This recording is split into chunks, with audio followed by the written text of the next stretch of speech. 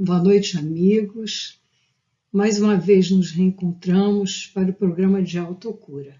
Faremos então a nossa prece inicial, para nos abastecermos do amor do nosso Mestre Jesus. Tenho-vos dito isso para que em mim tenhas paz. No mundo tereis aflições, mas tende bom ânimo, eu venci o mundo. Então, esses ensinamentos que Jesus nos traz para que possamos caminhar com coragem, com fé, com determinação e dessa maneira, com os ensinamentos de Jesus sendo seguido por nós assim encontraremos a paz, pedindo então o amparo desse Mestre querido, dessa espiritualidade presente, Joana de Ângeles, Maria Angélica, para que possamos ter a inspiração necessária e que todos possamos receber os ensinamentos trazidos por esses benfeitores. Bom, relembrando o método de autocura criado pela doutora Luzia Matias, baseando-se no livro Plenitude de Joana de Ângeles, que fala sobre o sofrimento, a sua origem. Falamos do cuidar do pensamento, da autoestima, do cuidado do físico, da sintonia com Deus. E eu pergunto, estamos marcando aquele encontro? Hora e dia certo para fazermos essa sintonia, esse aprendizado que é diferente de uma oração do Evangelho no Lar? Fazendo aquele entrego, confio, aceito e agradeço de coração, estamos percebendo já esse resultado para aqueles que já têm nos assistido? O projeto pessoal, a autoestima. E Joana nos diz que visualizar-se com saúde no futuro e programar-se em ação constituem fatores fundamentais para a saúde. Olha só a atuação do pensamento, olha o projeto em andamento, para que possamos ter o resultado que todos estamos precisando. Com certeza temos que ter essa firmeza de propósito. Qual o seu sonho? Para a recuperação da saúde é fundamental voltar a sonhar, lembrando que não é ficar, como está aqui a imagem, nas nuvens. Isso é um simbolismo, não é fantasia. Através do sonho eu realizo o meu futuro. E ignorar as vozes contrárias porque elas surgem, mas nós precisamos ter esse controle em nossas mãos. E com quem está o controle remoto da felicidade? Hein? De quem depende o modo como você irá se sentir a cada dia? Lembrando que falamos você porque é a autocura. Nós trabalhando para podermos elaborar, construir a nossa cura. E com quem está o controle remoto da sua felicidade? Olha, vamos pensar. Ter um projeto pessoal é o mesmo que encontrar o controle remoto da felicidade pessoal. E com ele em seu poder, tornar-se saudavelmente responsável por suas escolhas e decisões. Isso porque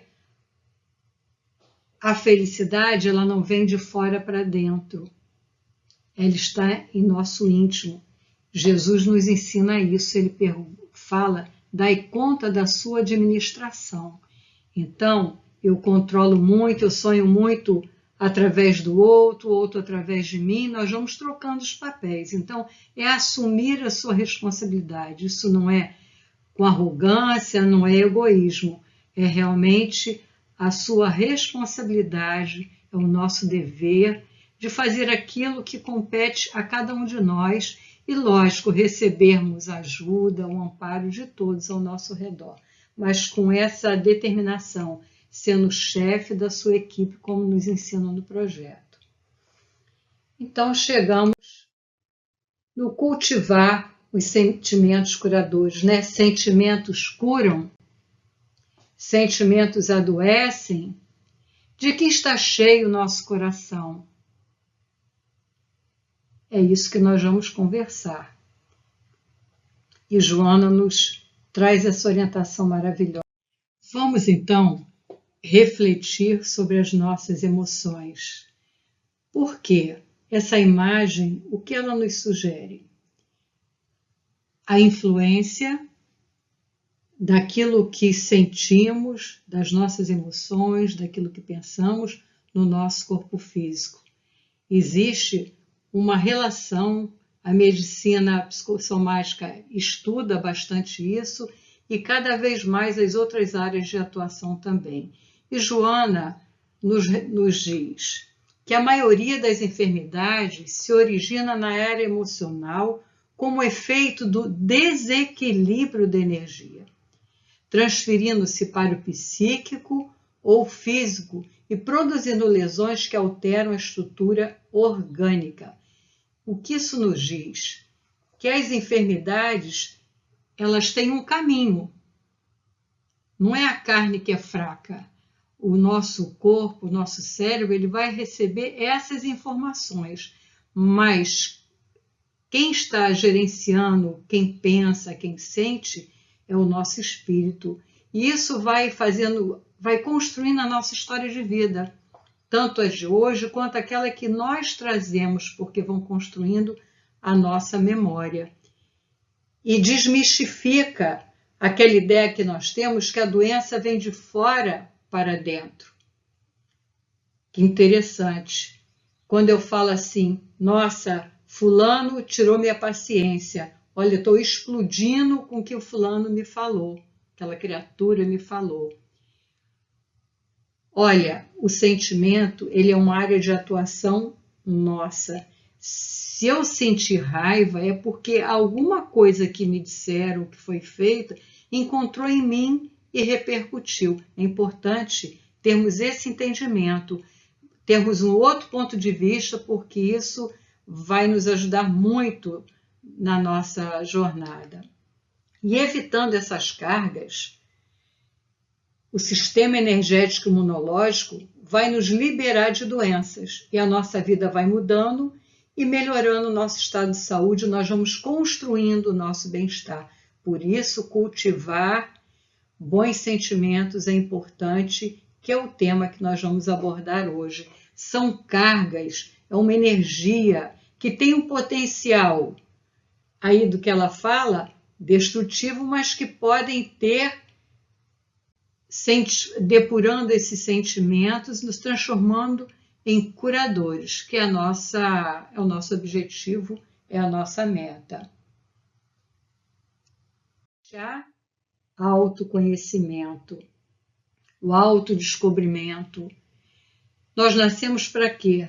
Lógico, precisamos ter o conhecimento das coisas exteriores a nós, de tudo que está à nossa volta, mas a maior necessidade do ser humano, o que ele mais necessita é se conhecer, é do autodescobrimento, é perguntar-se, é indagar-se. Santo Agostinho ensina isso, né, no Livro dos Espíritos, da necessidade que temos para a nossa felicidade através dessa chave para a felicidade, que é o autoconhecimento.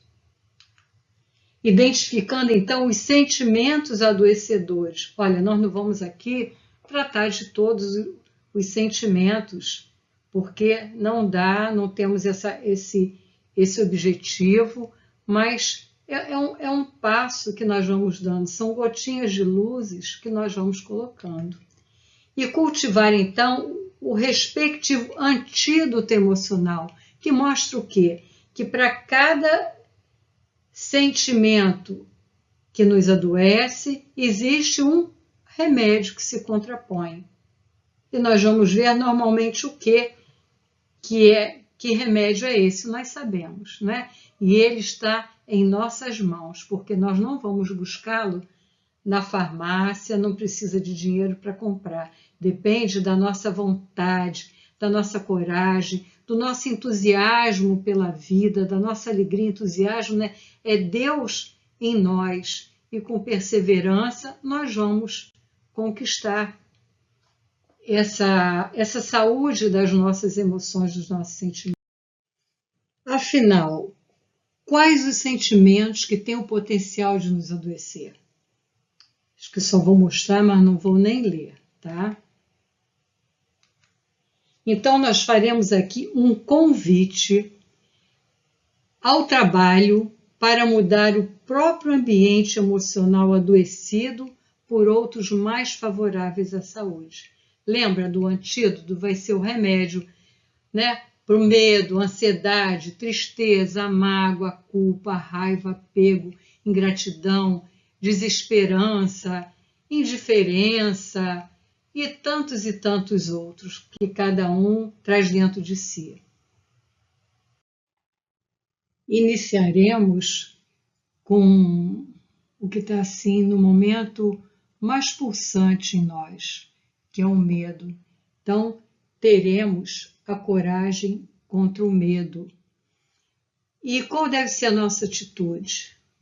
Fugir, escamotear, anestesiar o sofrimento são métodos ineficazes. São mecanismos que postergam, que adiam essa realidade, que vão se somar, aumentando essa sobrecarga e complicando, e com isso nós vamos perdendo tempo. Não é negar os nossos sentimentos, não é isso. Mas é necessário que tenhamos uma atitude corajosa, de enfrentamento. E isso é um recurso que nos diz de lucidez. Lucidez é o que? A luz dentro de nós mesmos. E vai nos trazer esse efeito que nos propicia a paz. De que você tem medo? Aproveitar para contar uma história de um rei que vivia num momento de guerra e todo mundo estranhava muito o seu comportamento. Olha o que ele fazia. Quando ele vencia, ele não matava os seus inimigos. Ele os trazia para o seu palácio, colocava-os numa sala. De um lado existiam os arqueiros com as suas flechas para matarem aquelas pessoas, e do outro tinha uma porta que ela era toda entalhada e encravada com figuras de caveira, com sangue, que ele então colocava-os em círculo e perguntava o que eles queriam. Dava-lhes a opção de escolherem que lado eles entrariam. E todos eles escolhiam ir para os arqueiros para serem mortos. O tempo foi passando, acabou a guerra, e um soldado que já estava há muitos anos com ele, chega para ele, estava muito curioso, e pergunta, posso fazer uma pergunta? Ele diz sim. O que havia dentro daquela porta? Porque ele dizia assim, entrando na porta, eu mesmo vou fechar essa porta. Ele não sabia o que havia lá dentro. E ele diz então, abre você mesmo para saber o que tem e veja. O soldado vai vagarosamente, abre a porta. À medida que a porta vai se abrindo, uma luz solar vai penetrando, uma claridade vai surgindo, e ele percebe que aquilo era a porta para a liberdade daqueles prisioneiros. E olha para o rei, né, surpreso, e o rei fala, eles escolhiam a outra opção. Em momento nenhum eu os forcei a nada, a escolha sempre foi deles. E aí nós perguntamos, através do medo, quantas portas estão cerradas para nós? De que você tem medo? Vamos aproveitar esses momentinhos com a espiritualidade aqui presente? E qual o tamanho do seu medo? É um medinho ou é um medão? Porque tudo se inicia de uma forma gradativa. Nós sabemos que o medo gera ansiedade, a ansiedade é normal, ela nos impulsiona, mas se está num grau muito adiantado, ela vai gerar as doenças, até se tornar a síndrome do pânico, tão frequente hoje, necessitando de tratamento médico, tratamento psicológico, tratamento terapêutico. E o que nós faríamos se nós não tivéssemos medo? Vamos lembrar dessa história, achei ela bem legal. Aqui nós estamos mostrando várias fases, né? Quando nós corremos, quando nós lutamos, quando nós ficamos paralisados. Olha só, parece um peixe dentro do aquário. Nós ficamos impedidos de qualquer ação. E vamos interpretar, compreender o porquê, qual a origem. Isso vem sendo construído, às vezes, de muitas e muitas caminhadas. Crenças que nós vamos trazendo, histórias que nós vamos ouvindo. Olha aí a criança. Quantas vezes nós somos educados através do medo? Medo daquele, como diz o homem do saco, é o bicho-papão. Isso vai construindo, então, a nossa história. É importante estudarmos, compreendermos e vencermos essa etapa, para que isso não se torne um impedimento para realizar aquilo com o qual nós nos propomos para realizarmos. De estudarmos o que precisamos, porque não saímos de casa. Hoje, então, nessa situação, pede um cuidado especial. Mas, olha, muitas portas no momento estão fechadas, mas quantas portas se abriram? Essa porta que nos fez voltar para dentro de nós mesmos, de percebermos os nossos medos internos, de compreendermos também aqueles externos que nos ameaçam, são os bombardeios de notícias, é o pessimismo que assola as pessoas. Vamos analisar tudo isso. Então, a coragem é um valor moral para enfrentarmos a luta e nos preservarmos dela, nunca abandonando sob qualquer pretexto aquilo que realmente precisamos fazer. Sempre com cautela, porque o medo, ele é um instinto de sobrevivência, ele é um mecanismo de proteção da espécie, mas que precisamos usar o nosso raciocínio, a nossa lucidez. Tem que ser, como se diz, uma resignação que seja ativa.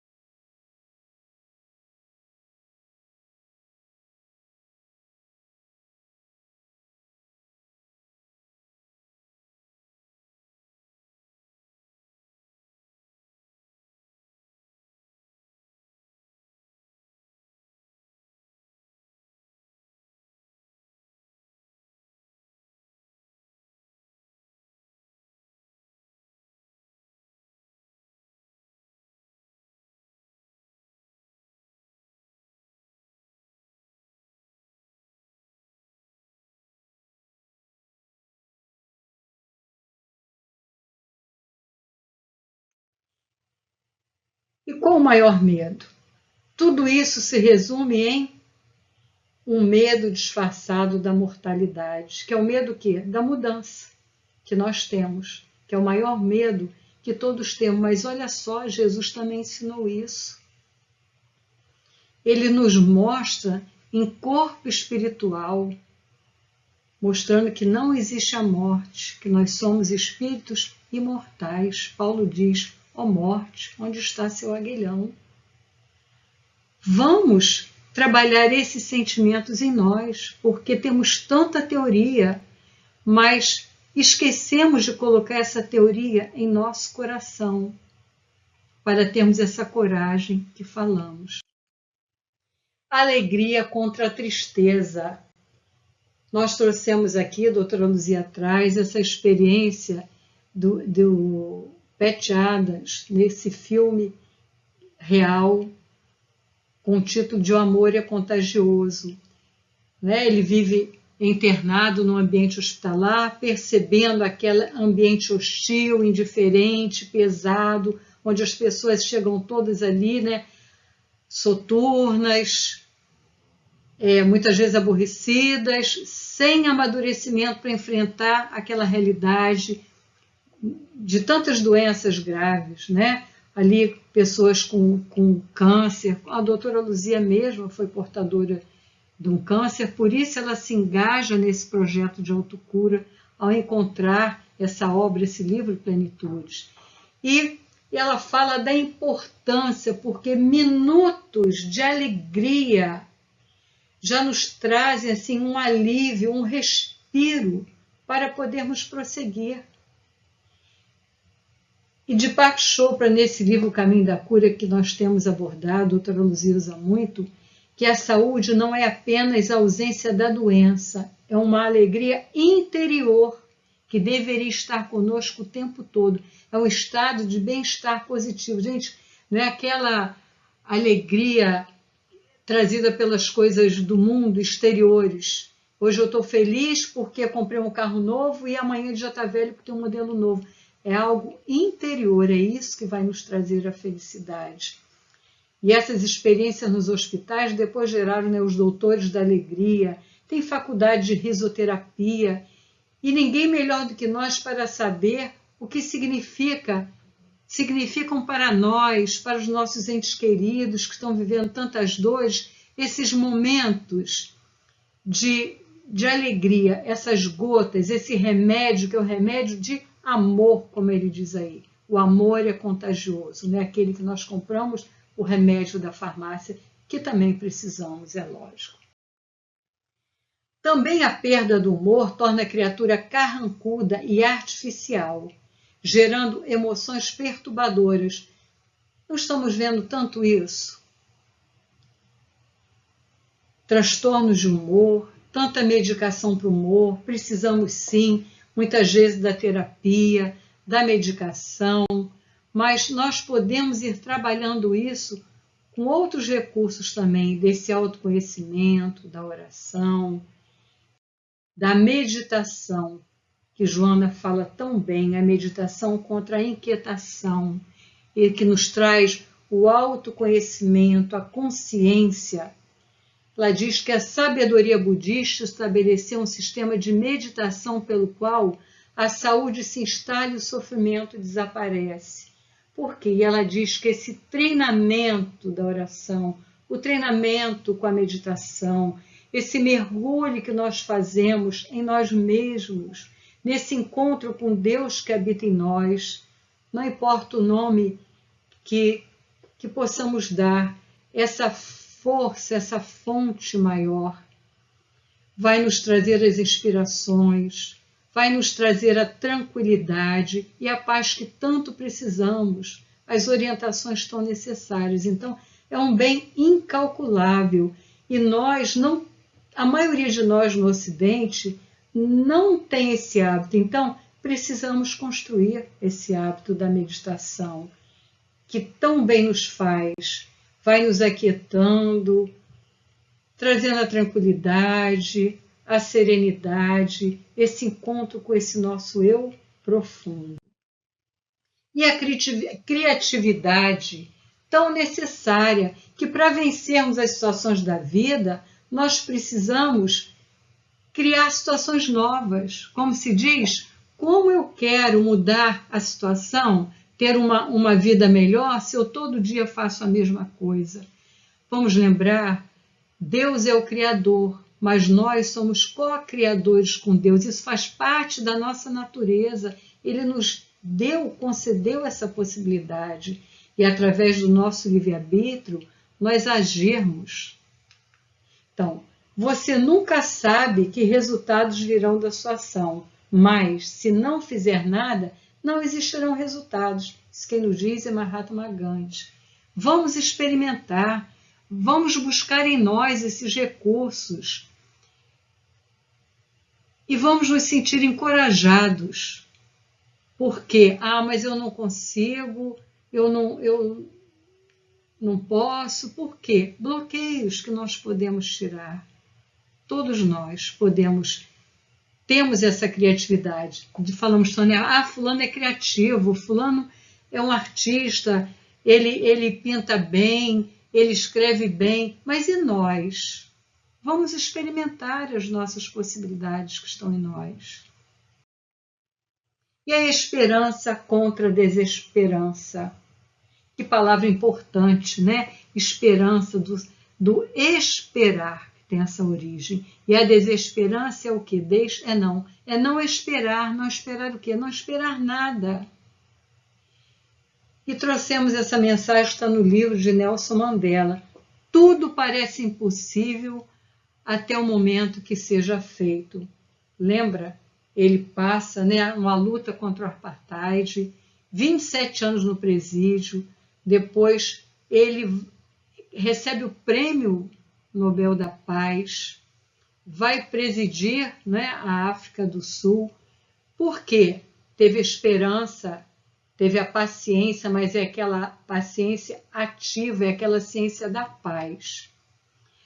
A doutora Luzia, quando estava doente, ela procura o altivo, muito triste, muito sem esperança, porque já havia feito tudo que podia e não estava conseguindo ver melhor. E ele pergunta para ela, mas vem cá, o que você está fazendo? Ela falou, eu estou tentando. Ele falou, não tente, consiga. É essa certeza que nós precisamos ter, que a esperança nos dá e a fé. Leon Denis, nesse livro, O Porquê da Vida, tem como título o Alvo Supremo, diz, homem, meu irmão, tem fé em teu destino, porque ele é grandioso. Gente, através do nosso pensamento, ele nos diz, o pensamento é criador. Fala da vontade, que é a maior força propulsora que nós temos em nós, esse atributo do nosso ser. E a gratidão contra a ingratidão. Aí você vai dizer, mas eu não sou ingrato, eu sou agradecida a tudo. Será que eu não reclamo? Nossa, que calor que está fazendo hoje. E esse vento que veio, que sujou tudo, não é? Essa tempestade e a chuva, que não... Tudo me incomoda. Pensa bem. Então, quanto mais reclamação, mais distante de Deus essa fonte do poder. E quanto mais gratidão, mais perto de Deus, mais perto da felicidade, porque se tudo que eu preciso está em Deus, esse fato de eu ser agradecida me faz estar juntinho dele. Vamos trabalhar o sentimento da gratidão, quer dizer, né? Essa será agradável. Chegamos no momento do perdão. Chico Xavier nos diz que quem consegue perdoar tem o caminho aberto pela sua frente. Tudo se torna facilitado e a vida flui de maneira natural, com a qual nós precisamos caminhar. A mágoa, que é aquela situação quando nós vivenciamos, nos sentimos ofendidos e não conseguimos desculpar nem perdoar, e o perdoar-se, que é a culpa, é o auto-perdão, quando eu não me perdoo pelos equívocos cometidos. É necessário que haja a compreensão que o perdão é um processo, gente, não estala o dedo. Gostaríamos muito e peço mesmo de coração para que consigamos introjetar esse ensinamento na nossa vida. O remorso e o arrependimento das ações infelizes, a tristeza e o desgosto delas derivados, constituem fatores mentais dissolventes que se instalam nas engrenagens da alma, provocando distúrbios psicológicos, físicos e morais de demorado curso. O que significa? Enquanto ele ficar em mim, aquilo vai estar atuando na minha alma, me adoecendo, me impedindo de construir aquilo que eu preciso construir. Eu paraliso a minha vida. Eu fico com aquela ideia fixa, com a monoideia que nós tanto falamos, né? Remoendo. É importante reconhecer que aquela atitude não foi boa? É lógico. É preciso ter o arrependimento? Com certeza. Mas a partir daí, arrepender basta? Não.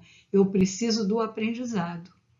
É arrependimento, vem aquela dor daquele fato e a oportunidade de reparar aquela situação que Deus concede a todos nós.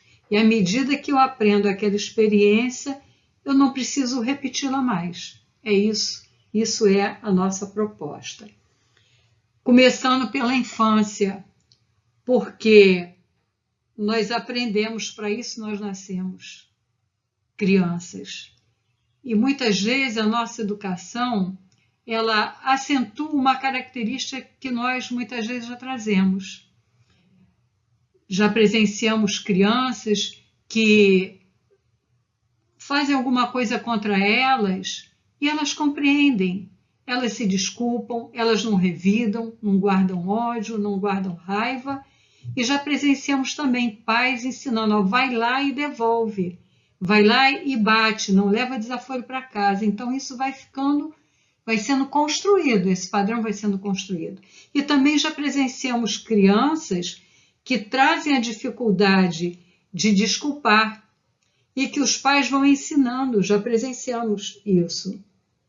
Filho, vai lá, pede desculpa para o seu irmão, isso aí não foi bom. E a criança não consegue, não consigo, chora e fica ali estacionada. Mas nós vamos ensinando e a criança que está receptiva às informações vai conquistando essas virtudes, que é da compreensão, do perdão. Lembre que a irmã Maria Angélica nos traz um ensinamento que ficou gravado em mim, quando ela diz, não há erro, há oportunidade de fazer melhor. Por quê? Ainda não somos perfeitos, ainda trazemos as nossas imperfeições, mas elas precisam ser buriladas, precisamos aprender que existe um caminho diferente. E é importante interromper esse ciclo, que se torna um ciclo vicioso, como se diz, construindo um círculo virtuoso. Então, naquele momento que vem aquele impulso, seja aquela raiva, aquele desespero, vamos buscar fazer outras coisas, tirar a nossa mente daquela situação. Quando vier a lembrança, vamos vendo o que aquela pessoa nos fez de bom. Enfim, vamos prosseguir. Quando acusamos o outro, olha só, um dedo acusa, os outros deixem para nós, porque o erro que o outro comete, hoje eu já posso ter cometido e esquecido, ou ainda cometer amanhã. Falando em esquecimento, isso não quer dizer que esqueçamos aquela situação, mas que ao relembrarmos, não tem aquela vibração, aquela carga pesada e nociva. Porque se é a culpa, ela me paralisa, ela me aprisiona, ela me deixa refém de mim mesmo. Joana de Anjos nos diz que tanto a culpa quanto a mágoa são espinhos cravados no nosso coração. É um lixo mental, é um sicário da alma que mata a nossa esperança, mata tudo que existe melhor em nós, traz as doenças. Olha aí a medicina relatando tantos fatos da necessidade do perdão. A mágoa, né, nos paralisando também, olha lá, ali coração congelado. Nós vamos ficando assim, indiferentes, amargos, adoecidos e sofridos. A própria lucidez gerada pelo amor induz ao perdão indiscriminado para todas as pessoas e, por consequência, para si mesmo. Olha a importância. Olha, quando nós conseguimos abrir mão, nós sabemos, é o nosso orgulho, é o nosso egoísmo, são tantas coisas que nos levam a isso, são as nossas imperfeições. Mas nós estamos aqui, se Deus nos colocou diante de determinadas provas, porque Ele confia em cada um de nós. E a espiritualidade está ao nosso lado para nos ajudar. Ele sabe que nós podemos, porque Deus não dá um fardo maior do que nós possamos carregar. Jesus diz, né, bem-aventurados os aflitos, porque serão aliviados. Vinde a mim, todos vós, que estáis aflitos e sobrecarregados, que eu vos aliviarei, e tomai sobre vós o meu jugo. E aprendei que sou manso e humilde de coração, e aí encontrareis o quê? O repouso para vossas almas. Então, o jugo de Jesus é leve. Se eu estou sentindo esse fardo, igual estava aquela imagem, né? Daquela prendendo os meus pés, eu estou ali amarrado, e quantas vezes eu sinto um mundo nas minhas costas, por esse sentimento de mágoa, de culpa e medo, tudo aquilo que nós vamos ver, e a tristeza. O Chico diz que a tristeza é cupim no coração. Imagina, vai corroendo tudo. Então nós precisamos sair, nós precisamos construir outro caminho neural, como nos ensinam os médicos. Olha só, as sociedades de cardiologia têm apresentado tanto estudo, tanta pesquisa nos congressos, porque já constataram como esses sentimentos nos adoecem e levam às doenças principalmente relacionadas ao coração. E que aquelas pessoas que conseguem perdoar, elas têm uma melhora surpreendente. Nós vamos relatar um caso rápido que eu li no livro Pensamentos que Ajudam, do José Carlos de Luca. Diz que ele falando do amor, quando acabou a palestra, veio uma senhora conversar com ele, dizendo que estava assim muito triste, porque ela teve pequeno desentendimento com a irmã, a quem ela muito ama, e que a partir daí elas nunca mais se viram, já havia 10 anos que ela não via essa irmã. E aí ele conversou com ela e pediu muito a Jesus que ajudasse a vencer aquilo, que ela resolvesse aquela situação. E o que ela faz? Vamos ver.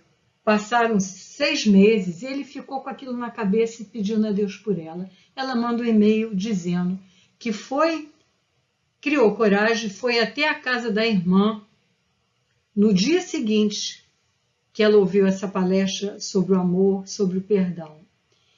E chegando lá, bateu a porta, a irmã abriu e não disse nada. Simplesmente, elas se olharam, se abraçaram.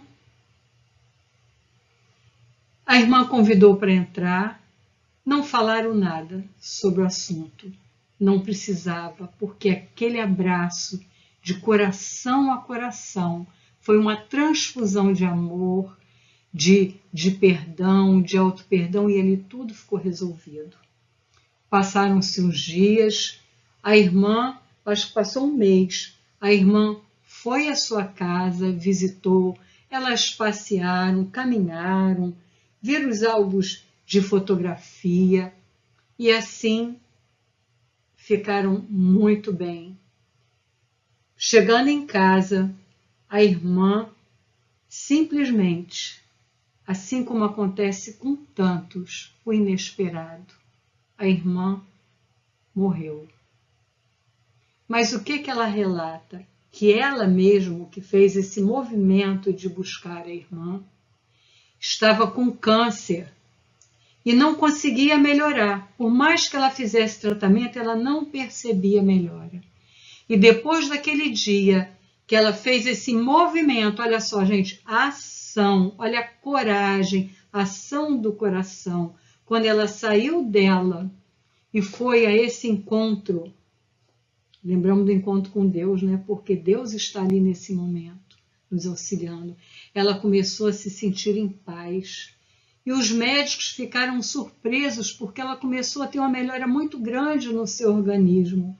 E mesmo com a irmã, com a passagem da irmã, com o retorno à parte espiritual, ela sabia que a irmã estava bem, estava em paz, porque ela sentiu isso. E por isso Jesus nos ensina, não é? Reconcilia-te com o teu adversário enquanto estás a caminho. E olha que importante. Gente, esse adversário, a maioria das vezes, é uma construção mental nossa. Nós temos que tirar isso de dentro de nós. O que já foi dito, o maior inimigo nosso somos nós mesmos. Quando não abrimos mão desses equívocos, dessas crenças equivocadas, desses pensamentos, dessas emoções, desses sentimentos que só nos trazem doença e dissabor. Deus não nos concedeu a vida para isso. Temos que ter essa gratidão e aproveitamento de cada momento da nossa vida.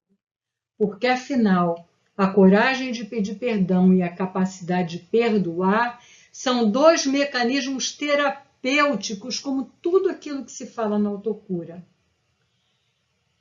que nos libertam da culpa. Assim, esse tipo de pensamento, esse tipo de sentimento, tudo aquilo que fazemos, ter um projeto, a autoestima, o cuidado com o físico, tudo na autocura tem essa visão terapêutica para nos trazer esse bem-estar e essa saúde, essa paz que tanto necessitamos. E a sugestão é para colocar em prática, tenhamos um diário dos sentimentos, que nós passamos batido. Nós vemos tudo, sabemos tudo que está no mundo, quantos estão morrendo aí por dia, quantos estão adoecendo, mas não analisamos a nós mesmos, não damos esse tempo, essa parada tão útil, tão necessária, essa pausa para nos percebermos, para nos sentirmos. Esse olhar atento.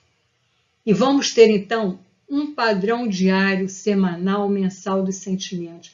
Qual o sentimento que predominou durante aquele dia? Lembra de Santo Agostinho, da orientação dele, dessa autoanálise a cada noite na hora de dormir? Faça a hora que quiser. Vou ter durante a semana, durante o mês, aí eu vou estabelecer um padrão. Que sentimentos estão surgindo mais? Com certeza surgem bons sentimentos e surgem que são virtudes e outros que ainda não. E o que eu vou fazer? Se eles são favoráveis, buscar implementar de forma ativa experiências emocionais de qualidades mais saudáveis. Gente, nós sabemos. Isso que se falou, nós já sabíamos, e tantos outros. Se eles já são favoráveis, o que eu vou fazer? Eu vou fortalecê-los, vou criar estratégias. Para isso, eu tenho que usar o meu tempo para essa construção. É um trabalho, gente. Pensa que trabalho é só sair para ganhar dinheiro? É só aquele trabalho profissional? Não. Nós aprendemos com a doutrina, toda ocupação útil é trabalho, e não existe trabalho maior do que aquele que eu faço para minha melhora. Porque nós nascemos com esse projeto divino de sermos felizes. Mas para isso tem que ser um projeto bom, ele tem que ser útil, ele tem que ter um direcionamento, eu tenho que ter um engajamento, como diz Joana, que nos edifique, porque senão aquela doença que eu venço hoje, amanhã eu estou construindo outra doença, porque nós, a origem de tudo na vida está em nós. Daquilo que compete ao nosso ser, não é? Aquilo que compete a mim, só eu posso fazer. Por isso, aquele controle na minha mão. Afinal, nós vamos acabar então com a fé. Está lá no capítulo sobre a fé. Esse sentimento inato no homem do seu futuro. Olha lá, está em germe, assim como a semente. Está em germe, ele está latente em nós, mas eu preciso desenvolvê-lo através, ele fala de uma vontade ativa. A resignação é uma ação que eles falam também ativa, diz que a aceitação é o consentimento da razão, mas a resignação é o sentimento do coração. E nós podemos. Joana nos fala que a fé em qualquer processo, método ou procedimento vem da experiência. Portanto, não desperdice oportunidades de construir, de colocar à prova os sentimentos que curam. Porque da experiência virá a fé. Pode acreditar. Nós falamos isso assim com todo o amor que existe em nosso coração, falando para mim mesma, porque todos nós estamos nesse processo da autocura, utilizando esses recursos, com que seja com dedicação. Uns vão dizer, mas é muito difícil. Gente, mas é possível, nós temos que tirar essas palavras da nossa vida. É possível, nós nascemos para isso. Deus é Pai, Deus nos ama. Estou lembrando agora do Mileco, que já falamos, musicoterapeuta. Ele tinha uma deficiência visual. Por isso, eu acho que ele sentia Deus assim numa plenitude, porque dentro daquelas percepções extrafísicas que já estudamos, ele compôs uma música que eu amo, que diz: o Deus que eu amo é meu Pai, não meu juiz. O Deus que eu amo me criou para ser feliz. Ele conhece os meus vícios, as minhas artimanhas, ele incendeia o meu coração, mas ele estende as suas mãos. Então nós temos que fazer isso, estender as nossas mãos, mas que elas possam estar não vazias, que elas possam estar cheias de amor, de fé, de esperança, de coragem, de certeza de que somos filhos de Deus, amados, herdeiros de Deus, e que tudo aquilo que nós precisamos para vencer as nossas provas, com certeza está diante de nós. Precisamos abrir os nossos olhos, não os físicos, da nossa alma, do nosso coração. Muita paz a todos e que, agradecendo muito a Jesus, Maria Angélica, Joana de Ângeles, Maria de Nazaré, que exemplo de fé, de perdão, de tudo aquilo que nós precisamos para vencer a nossa prova. Fiquemos então em paz e vamos então para o nosso chat fazer essa troca tão importante que no momento nós não temos o presencial, mas aqui é possível fazermos esse acolhimento entre nós. Muita paz a todos.